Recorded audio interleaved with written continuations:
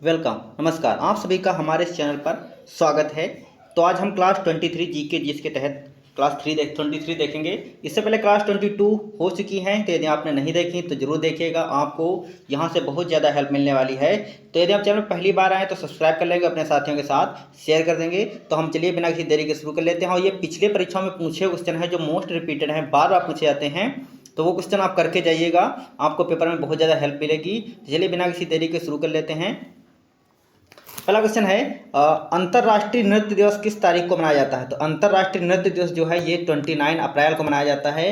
ध्यान रखिएगा, इस जो डेज वाला है इसमें से एक क्वेश्चन जरूर आएगा। तो इंपॉर्टेंट डेज जो पर्यावरण से रिलेटेड हैं, अन्य जो हैं उनको आप देख कर जाइएगा पेपर में। तो अंतर्राष्ट्रीय नृत्य दिवस किस तारीख को मनाया जाता है? तो 29 अप्रैल को मनाया जाता है। इसी तरह से खिलाफत आंदोलन का नेतृत्व किसने किया था? तो खिलाफत आंदोलन आपको पता है कि असहयोग आंदोलन के साथ साथ चला था। तो असहयोग आंदोलन चला था 1 अगस्त 1920 से।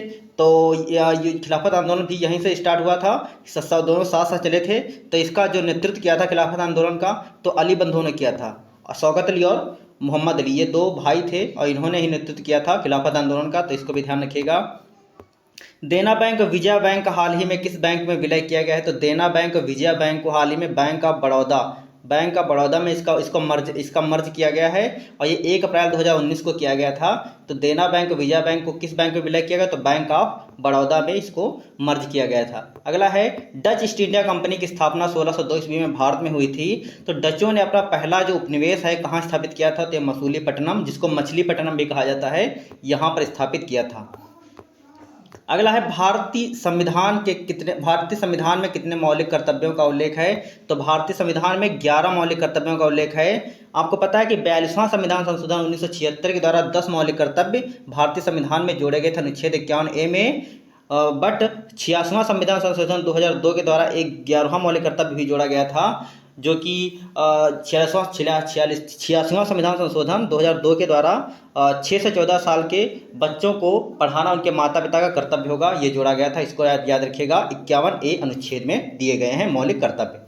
अगला है, गैट GATT किस वर्ष अस्तित्व में आया था? आपको पता है कि इसकी स्थापना 1948 ईस्वी में हुई थी। General agreement on tariffs and trade, इसकी स्थापना कब हुई थी? 1948 में हुई थी। गैट, जिसको आप WTO आज जानते हैं, WTO वर्ल्ड ट्रेड ऑर्गेनाइजेशन के नाम से जिसको आप जानते हैं, और जिसकी स्थापना 1995 में हुई थी। ये गेट का बदला हुआ रूप है। जो आप WTO देख रहे हैं वो GAT का बदला हुआ रूप है। तो गैट की स्थापना 1948 में हुई थी और WTO की स्थापना, इसी का नाम बदल दिया गया था 1995 में, जिसको WTO कर दिया गया था, वर्ल्ड ट्रेड ऑर्गेनाइजेशन। और इसका मुख्यालय कहाँ है? तो जिनेवा में है, आप याद रखिएगा। और general agreement on tariffs and trade इसका फुल फॉर्म है, तो इसको भी याद रखिएगा आप। अगला है, मुंबई में गेटवे ऑफ इंडिया का निर्माण किस स्थापत्य शैली में हुआ है?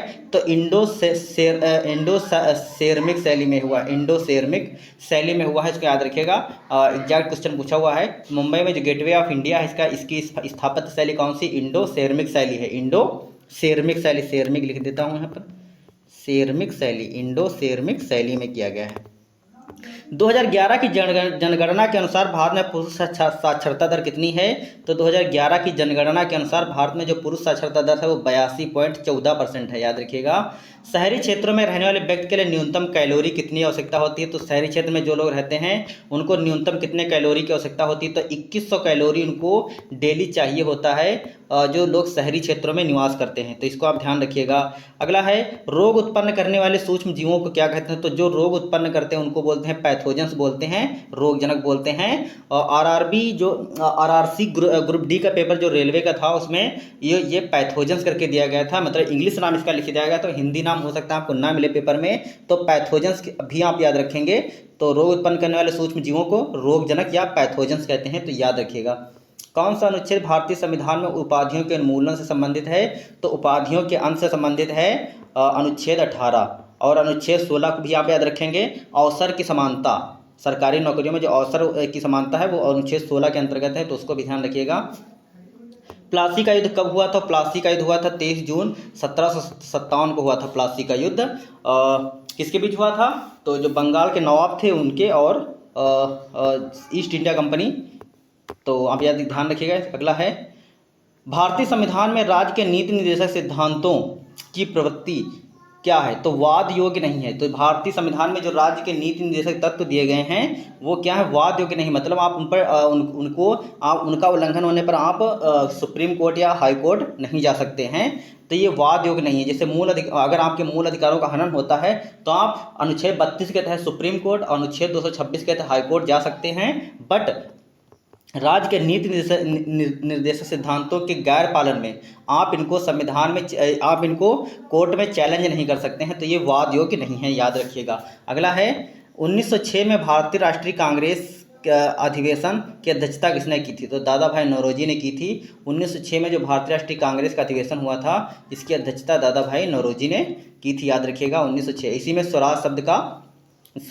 शब्द जो दिया गया था इसी में। अगला है किस क्रांति जो है किसका संबंध गोल क्रांति से है, किसका संबंध गोल क्रांति से, तो गोल क्रांति का संबंध है आलू से, याद रखिएगा।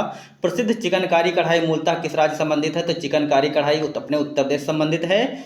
अगर पूछा जाए कलमकारी कढ़ाई कहाँ की प्रदेश है, तो वो आंध्र प्रदेश की हो जाएगी। तो याद रखिएगा चिकनकारी कढ़ाई मूलतः कहाँ संबंधित है, तो ये संबंधित है उत्तर प्रदेश से। तो इसको आप याद रखिएगा।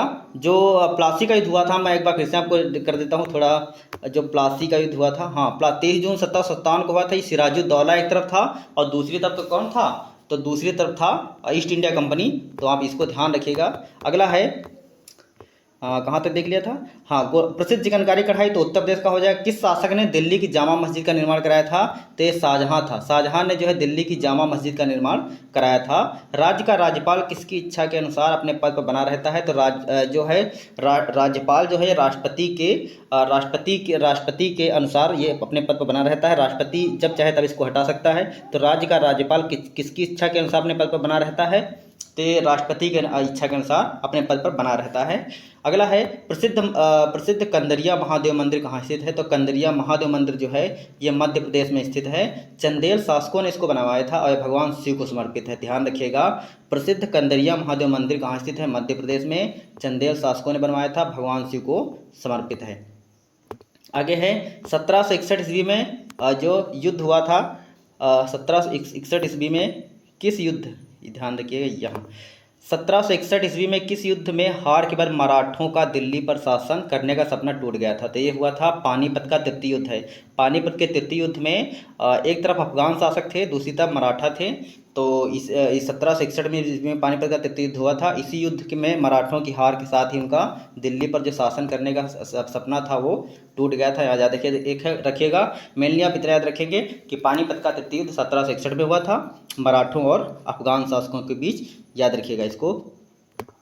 आगे है विश्व में सर्वाधिक बॉक्साइट का उत्पादन कहाँ होता है, तो विश्व में सर्वाधिक बॉक्साइट का उत्पादन ऑस्ट्रेलिया में होता है, याद रखिएगा। ऑस्ट्रेलिया में सर्वाधिक बॉक्साइट का उत्पादन होता है।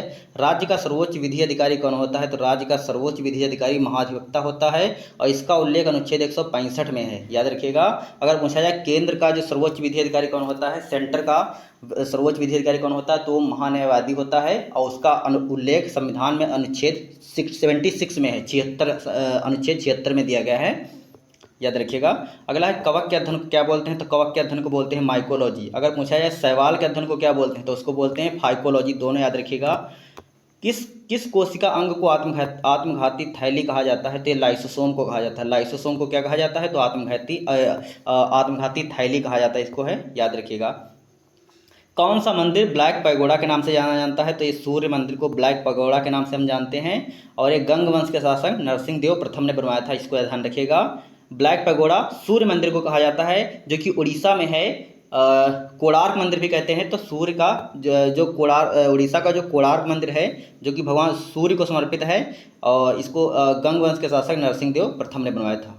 तो याद रखिएगा ब्लैक पैगोडा किस मंदिर को कहा जाता है, कोणार्क मंदिर को कहा जाता है जो कि सूर्य भगवान समर्पित है और गंग वंश के शासक नरसिंह देव प्रथम ने इसको बनवाया था, याद रखिएगा।